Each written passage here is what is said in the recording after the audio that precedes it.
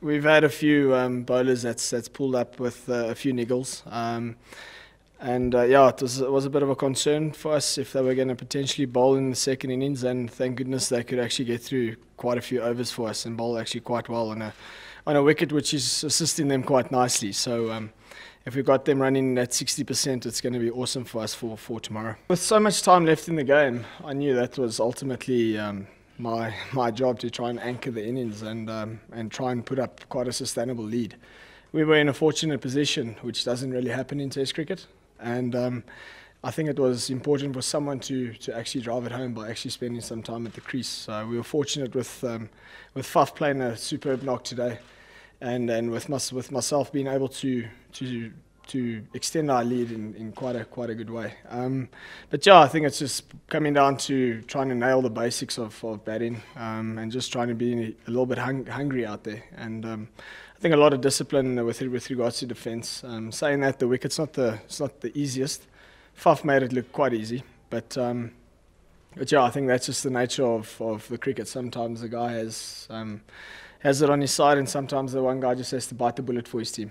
You need to adapt in Test cricket. I think that's one of the biggest challenges that you face as a player, whether you're a batter or bowler. You need to find a way to adapt to various conditions, various surroundings, different bowling attacks that you're going to face, whether you wake up stiff that next morning or not. It's all these elements of the game that you have to deal with as a professional cricketer, as a Test player. So yeah, it's just one of those things. I've got quite a bit of experience behind my name now, and I'd like to see it as me be able to adapt to various situations. It's a first for me, and I'm actually glad I was in the happier dressing room. But yeah, it's just a combination of good cricket that we're playing at the moment. I don't think we must take for granted what our bowlers did in the first innings.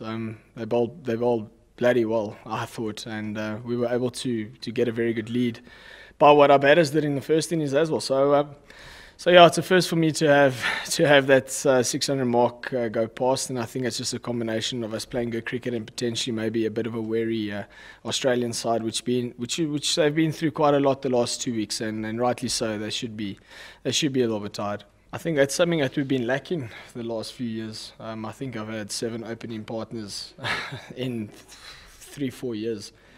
But it's about time that we actually have a guy that's settling in, and he's settled in very nicely. I know it's a little bit of a first season syndrome kind of thing, which I'm pretty sure he's aware of as well. But I've said this in the past before, he's a phenomenal player, and he's going to be a great for South African cricket, no doubt. But yeah, it's nice that we complement each other. I think the team feeds off our complementary basis that we have when we're playing. Which is nice for us, and I think it's actually stabilising our batting attack very nicely. I'm very happy for him. When he's playing well and the rest of our batting unit's playing well, our team's smiling. So I'm extremely happy for Faf. Test cricket is such a ruthless environment that when you are out of form, it can chip away at you a little bit and can put you in a dark place. But you are only one knock away from being in form again. That's the funny thing about professional cricket.